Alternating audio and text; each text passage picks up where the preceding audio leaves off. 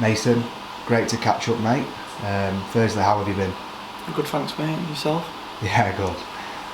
We'll touch on your recent fight. Do you want to talk about your recent fight, how it went, and just explain kind of round by round and how it kind of went?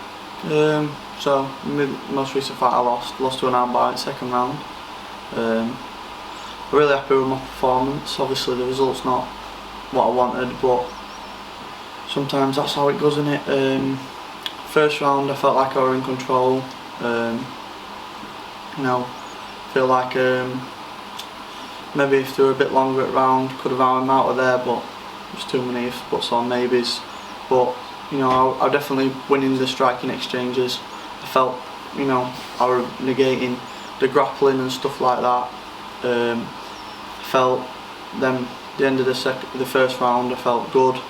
Able to start maybe putting on the pace again in the second round, and I got caught in a bad situation, got took down and just left myself exposed, made a mistake, and fair play to the lad, he capitalised on it. He stood in there through the the first round that weren't going his way and took advantage of his opportunity, so you got to respect it. Brilliant. I want to talk about the lad that you fought, like you said.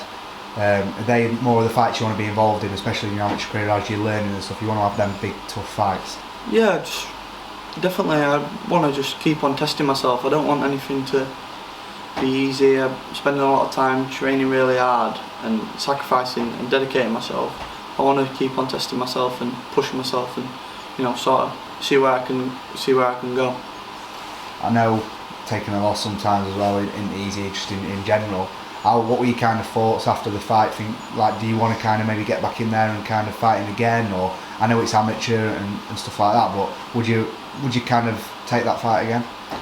Yeah, I mean, if it got offered to me, I wouldn't say no to it, but I'm not going to chase it. I'm not going to ask anyone for it, but just see what happens in it. Like amateurs, like you say, is all about gaining that experience. I mean, maybe our paths will cross one day, but I've lost previous bigger tournaments in taekwondo and stuff to know that one fight doesn't define you, and it's not gonna stop this journey now. You know what I mean? It hurt, and it still does. I think about it sometimes and it still grates on me, but it's one of them. Take the positives from it and improve.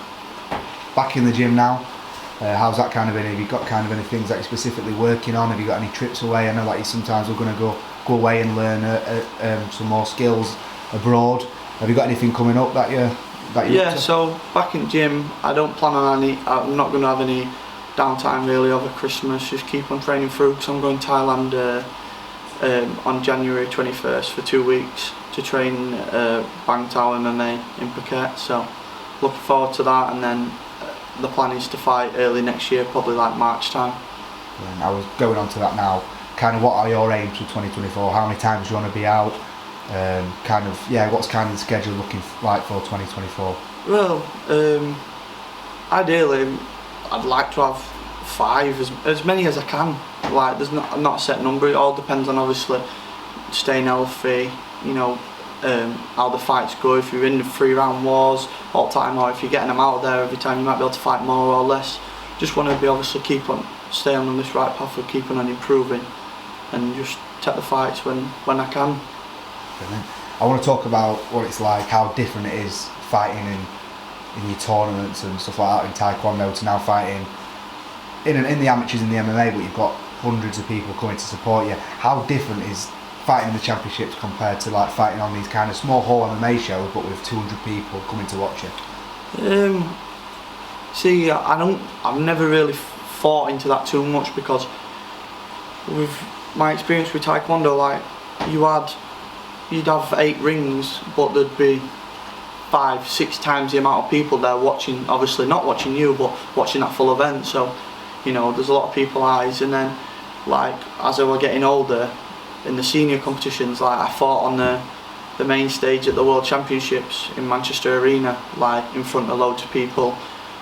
So just sort of take it in your stride. That's at the end of the day, that's what I'm choosing to do. I'm going into a cage to fight for sort of other people's entertainment in a way. as much as I enjoy it and competing, but that's what the sport is, isn't it? The people pay to watch people fighting.